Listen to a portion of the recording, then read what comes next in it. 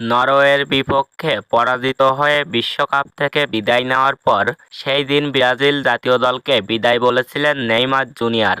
এরপর থেকে নেইমারকে আবারও মাঠের ফুটবলে ফেরানোর জন্য তোড়জোড় শুরু করেছিলেন সবাই। তারকা ব্রাজিলিয়ান এই ফরোয়ার্ডকে আবারও ব্রাজিলের জার্সিতে মাঠের ফুটবলে ফিরবেন 2030 সালের বিশ্বকাপে নেইমারকে দেখা যাবে কি না, এই সমস্ত প্রশ্ন নিয়ে ব্রাজিল ভক্তরা আছেন ধাঁধায়।